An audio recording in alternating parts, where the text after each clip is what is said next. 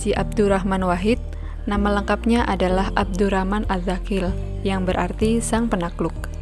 Belakangan, nama Az-Zaghil diganti menjadi Wahid, Abdurrahman Wahid, dan kemudian lebih dikenal dengan panggilan Gus Dur. Gus adalah nama kehormatan yang diberikan kepada putra kiai yang bermakna mas atau abang. Beliau adalah Presiden keempat Republik Indonesia yang berdedikasi tinggi terhadap pembelaan pada kaum minoritas dan penegakan hak asasi manusia. Gus Dur lahir pada tanggal 4 Agustus 1940 di Denanyar, Kabupaten Jombang, Jawa Timur. Beliau merupakan putra pertama dari 6 bersaudara. Gus Dur lahir dari keluarga yang karismatik. Ayahnya, Kiai Haji Abdul Wahid, adalah putra tokoh terkenal Kiai Haji Hasyim Asy'ari, pendiri Pondok Tebu Ireng dan pendiri Nahdlatul Ulama atau NU.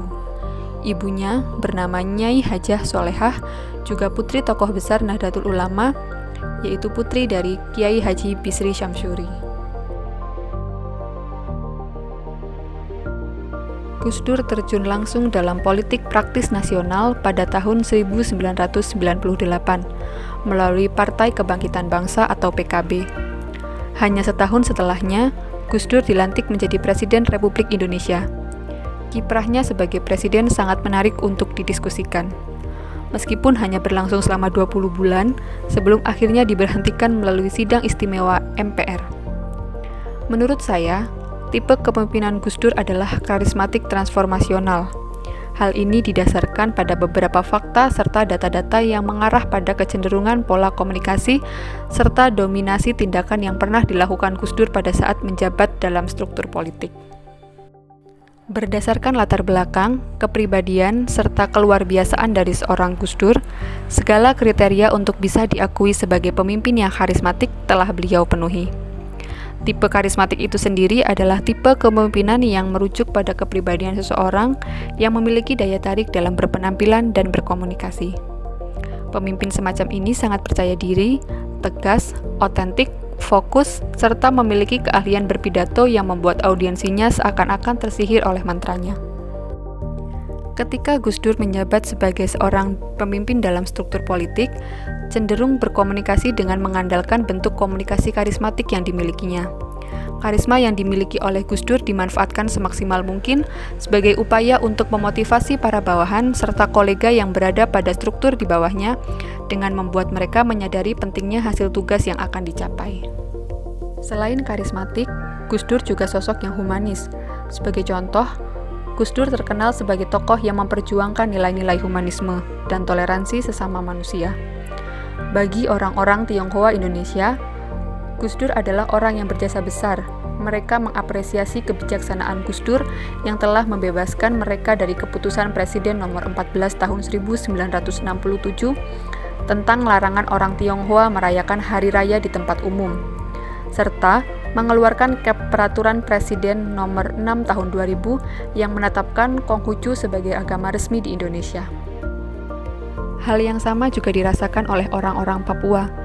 Gus Dur pula yang memberikan izin orang-orang Papua mengadakan Kongres Rakyat Papua untuk membahas permasalahan-permasalahan mereka seperti masalah distorsi sejarah Papua, pelanggaran hak asasi manusia di Papua, serta pengabaian hak-hak dasar terutama dalam bidang ekonomi, sosial, dan budaya rakyat Papua.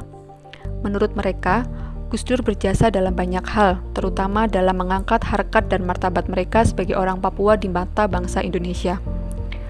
Hal inilah yang menyebabkan Gus Dur bukan hanya karismatik bagi orang NU maupun orang Muslim saja, melainkan dari berbagai suku dan golongan di Indonesia. Gaya kepemimpinan Gus Dur yang kedua adalah transformasional, yaitu kepemimpinan yang menginspirasi dan memberdayakan individu, kelompok, dan organisasi dengan cara mentransformasi paradigma dan nilai-nilai organisasi menuju kemandirian. Pola transformasional biasanya dipakai oleh pemimpin-pemimpin yang mempunyai karisma yang tinggi serta mempunyai pengaruh yang optimal terhadap pengikutnya, sehingga motivasi yang diberikan untuk menyelesaikan tugas akan menjadi efektif. Gus Dur sebagai seorang pemimpin yang mempunyai pengaruh dan karisma yang besar tentunya tidak ingin menyia-nyiakan momentum tersebut, sehingga banyak sekali perubahan-perubahan yang dinilai Gus Dur cukup baik dijadikan suatu kebijakan yang harus dilaksanakan untuk perkembangan bangsa. Contoh kepemimpinan transformasional Gus Dur seperti: pertama, pembubaran Departemen Penerangan dan Departemen Sosial. Gebrakan pertama Gus Dur ketika menjabat sebagai Presiden keempat Republik Indonesia adalah menghapus eksistensi Departemen Penerangan, Depen, dan Departemen Sosial atau Depsos. Kebijakan ini cukup penting untuk menumbuhkan budaya demokrasi dengan memberi free public sphere sekaligus pemberdayaan civil society yang selama ini dikooptasi oleh negara. Kebijakan ini akhirnya mendapatkan sorotan keras dari para politisi di parlemen. Kedua, membuka hubungan dagang dengan Israel. Kebijakan dalam perjalanan kepemimpinan politik Gus Dur salah satunya adalah ide tentang membuka hubungan dagang dengan Israel. Hal ini disampaikan oleh Gus Dur pada acara Indonesia Next di Jimbaran, Bali, 3 hari setelah terpilihnya beliau sebagai Presiden Republik Indonesia keempat pada Oktober 1999.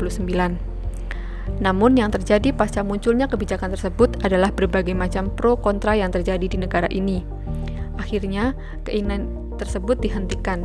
Hal ini dikarenakan Gus Dur lebih memilih keutuhan dan kondusivitas Republik Indonesia. Sehingga kebijakan ini setelah diperdebatkan oleh beberapa kalangan hanya menjadi isu kebijakan nasional yang tidak pernah terlaksana. Pemisahan TNI Polri. Pada masa pemerintahan Gus Dur, muncul kebijakan yang kontroversial di kalangan militer. Kebijakan tersebut adalah pemisahan antara TNI dan Polri. Alasan dalam kebijakan ini adalah jika TNI dianggap mewakili tanggung jawab keamanan secara militer, maka sesungguhnya Polri menangani keamanan di wilayah sipil. Pembagian fungsi-fungsi yang demikian ini merupakan langkah-langkah penting untuk mendudukan kembali organ-organ sipil pada posisi semula. Yang keempat, seringnya melakukan reshuffle kabinet. Tercatat lebih dari 10 menteri yang pernah direshuffle oleh Gus Dur. Bahkan, beberapa menteri tersebut adalah orang-orang yang berpengaruh dalam partai politik yang bisa menjadi bumerang dalam pemerintahannya. Gus Dur merupakan sosok pemimpin yang sangat tidak sepakat dengan hal-hal yang berkaitan dengan korupsi, pelanggaran hak asasi manusia, dan hal lainnya yang kontra terhadap perkembangan demokrasi.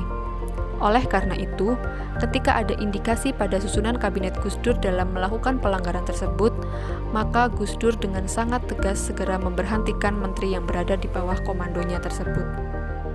Yang terakhir adalah kunjungan kerja ke luar negeri. Gus Dur sering melakukan perjalanan ke luar negeri. Bagaimana tidak, kondisi bangsa yang baru saja mengalami masa transisi dalam sistem kenegaraannya, tetapi Gus Dur justru malah memilih untuk melakukan kunjungan ke luar negeri. Tercatat lebih dari 10 negara yang pernah dikunjungi Gus Dur pada saat dia menjabat sebagai presiden. Diawali pada tahun 2000, Gus Dur melakukan perjalanan ke luar negeri ke Swiss untuk menghadiri Forum Ekonomi Dunia dan mengunjungi Arab Saudi dalam perjalanan pulang menuju Indonesia. Contoh negara lain yang pernah dikunjungi Gus Dur seperti Inggris, Prancis, Belanda, Jerman, Italia, India, Korea Selatan, Thailand, Brunei Darussalam, Afrika Selatan, Hong Kong, dan Timor Leste. Dari semua gaya kepemimpinan Gus Dur yang telah saya sampaikan, terdapat kelebihan dan kekurangannya. Kelebihannya membentuk Kabinet Persatuan Nasional, penghapusan peraturan yang merugikan kaum minoritas, pemikiran Gus Dur yang menghargai kebebasan individu dan keberagaman, dan yang terakhir, pada masa pemerintahannya, terjadi perubahan drastis dalam bidang keterbukaan media. Gus Dur melikuidasi Departemen Penerangan, sehingga media massa lebih leluasa melakukan aktivitasnya. Selanjutnya, kekurangan dari gaya kepemimpinan Gus Dur adalah dianggap menghaburkan dana APBN karena sering melakukan perjalanan ke luar negeri, dan sosok yang kontroversial dengan pernyataan-pernyataan yang memanaskan politik tanah air, sehingga banyak pihak yang semula simpati berubah menjadi antipati.